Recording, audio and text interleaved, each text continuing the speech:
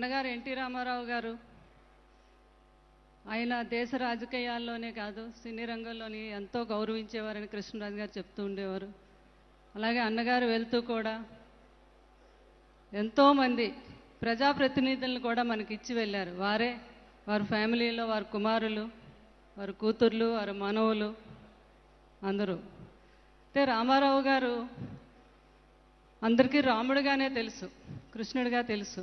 ఆయన రాజకీయంలో వచ్చాక రాముడుగా వెళ్తూ ఉంటే కృష్ణరాజు గారు అనేవారు, అన్నగారు అందరూ రాముడుగా వెళ్తూ ఉంటే వెనకాతల ఆంజనేయుడు మా చంద్రబాబు నాయుడు గారు ఆంజనేయుడు కాకుండా కిష్కిందను తయారు చేశారు. కిష్కింద అంటే మొత్తం తెలుగుదేశం నాయకులు, కార్యకర్తలు ఎక్కడ ఏ మూలు చూసినా, అటు విజయనగరం మొదలుకొని అటు శ్రీకాకుళం నుంచి ఎక్కడ చూసినా కూడా తెలుగుదేశం కార్యకర్తలు.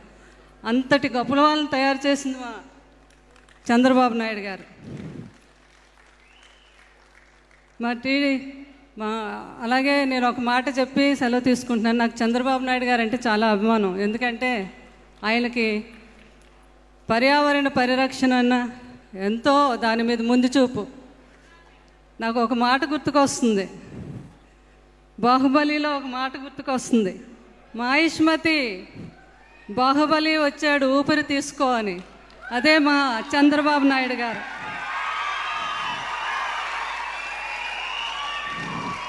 సో ఇక్కడ ఉన్న ప్రతి ఒక్కరికి నా ధన్యవాదములు. స్టేజ్ మీద ఉన్న పెద్దలకి, మా వెంకయ్య నాయుడు గారికి, అందరికీ కూడా నా హృదయపూర్వక ధన్యవాదం తెలుపుకుంటూ సెలవు తీసుకుంటున్నాను. ఎన్టీ రామారావు గారు సినీ వజ్రోత్సవాలు 25 ఇయర్స్కి వచ్చి విజయవాడలో ఈ స్టేజ్ మీద ఇలా మాట్లాడగలుగుతామని అనుకోలేదు. ఆ అవకాశం రావటానికి కారణం మా చంద్రబాబు నాయుడు గారు. ఎందుకంటే ఎన్టీ రామారావు గారు ఈ ప్రపంచంలో అన్నగారు అని పిలువబడే ఏకైక వ్యక్తి మన ఎన్టీ రామారావు గారు ఒక్కరే. అంత మహానుభావుడైన ఎన్టీ రామారావు గారితో కృష్ణరాజు గారికి ఎంతో అనుబంధం ఉంది.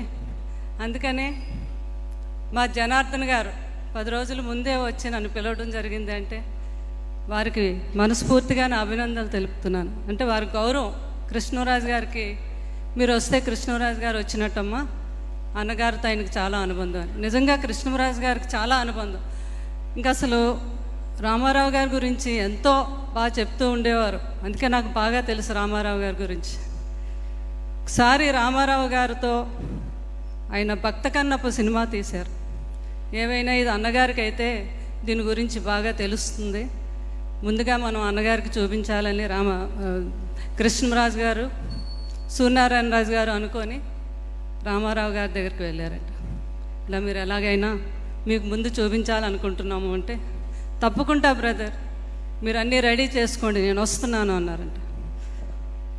ఆ డేట్ చెప్తే పక్కనే ఉన్నారు మేనేజరు, అయ్య బాబాయ్ ఆ రోజు షూటింగ్ ఉంది అన్నగారికి, ఆయన జీవితంలో ఎప్పుడు కూడా షూటింగ్ వాయిదా వేసుకోలేదంట రామారావు గారు. వారు చెప్పారంట, సార్ ఆ రోజు మీకు షూటింగ్ ఉంది, ఎలాగ సార్, అది భానుమతి గారితో కాంబినేషను, చాలా కష్టం అని. మీరు ఏం చేస్తారో నాకు తెలియదు బ్రదర్. ఆ బ్రదర్స్ ఇద్దరు చూసారా, వారు పిలిచే విధానం, వారి కళ్ళల్లో నేను రావాలనే ఆప్యాయత, నేను వెళ్తున్నాను మీరేం చేస్తారో చేయండి అని చెప్పి ఆ రోజు వారు సినిమాకి వెళ్ళటం, అది చూడటం. ఇంటర్వ్యూల తర్వాత ఇంటర్వ్యూలు ఇస్తామంటే కృష్ణరాజు గారు తన బ్రదర్ ఇంటర్వ్యూలు కూడా ఇవ్వద్దు, నేను కంటిన్యూ చేస్తానని చెప్పి ఆ సినిమా చూసి ఆ సినిమాని మెచ్చుకొని అది 100 days ఆడుతుందని చెప్పిన సినిమా భక్త కన్నప్ప నిజంగా అంత విజయాన్ని సాధించింది. అది ఎన్టీ రామారావు గారి గొప్పతనం. అలాగే ఎన్టీ రామారావు గారు అంటే తెలుగు జాతికి ఒక వెలుగు, అది ఎన్టీ రామారావు గారి గొప్పతనం. వారు ఫ్యామిలీ అందరూ, హరికృష్ణ గారు అవనియండి, తర్వాత మా రామకృష్ణ గారు, బాలకృష్ణ గారు, మోహన్ కృష్ణ గారు, వీరందరూ కూడా ఎంతో రెస్పెక్ట్. కృష్ణరాజు గారు అంటే ఎంతో అభిమానించేవారు, వారికి కూడా వీరి మీద అంత అభిమానం. వారి ఫ్యామిలీ అంతా రామారావు గారు క్రమశిక్షణతో వాళ్ళకి ఇచ్చింది ఏంటంటే. ధన్యవాదాలు శ్రీమతి శ్యామల గారు. ఇప్పుడు శ్రీ బాబు మోహన్ గారు, ప్రముఖ చలనచిత్ర నటులు, హాస్య నటులు, స్వర్గీయ నందమూరి తారక రామారావు గారితో కలిసి ఎన్నో సినిమాల్లో నటించిన బాబుమోహన్ గారిని వేదికపైకి రావాల్సిన కోరుతూ ఇప్పుడు ప్రముఖ దర్శక నిర్మాత శ్రీ కెఎస్ రామారావు గారు చాలా కాలాతీతం అవుతుంది. దయచేసి అందరూ కూడా సంక్షిప్తంగా మాట్లాడవలసింది. థ్యాంక్స్ రామయ్య గారు. నాకు ఎట్లాగో పెద్దగా మాట్లాడడం తెలీదు. అందరికీ నమస్కారం. పెద్దలు వెంకయ్యనాయుడు గారికి, చంద్రబాబు నాయుడు గారికి నమస్కారం. రామారావు గారి వజ్రోత్సవం ఇంత గొప్పగా, ఇంత అద్భుతంగా, ఇంతమంది మధ్యలో ఇంత మంచి ఉత్సవాన్ని జరుపుకోవడానికి ముఖ్యమైన కారణం జనార్దన్ గారు, టిడి జనార్దన్ గారు. అలాగే ఆయన పేరుతో, రామారావు గారి పేరుతో తారక రామం అనే పుస్తకం రాసిన భగీరథ గారు, వారి టీము, ఆ వెనక ఉన్న మొత్తం దాదాపు సుమారుగా 20 మంది జనార్దన్ గారి సైనికులు, వాళ్ళందరూ కలిసి తయారు చేసిన ఈ ఫంక్షన్ ఇంత గొప్పగా ఉండటానికి వారందరి ప్లాన్. ఈ బ్యాక్ రోలో ఉన్న వాళ్ళందరూ ఆ పేరున చెప్పడం ఇప్పుడు రామయ్య గారు ముందే చెప్పారు, టైం లేదు అని. చంద్రబాబు నాయుడు గారికి ప్రత్యేకంగా కోరుకునేది ఏంటంటే,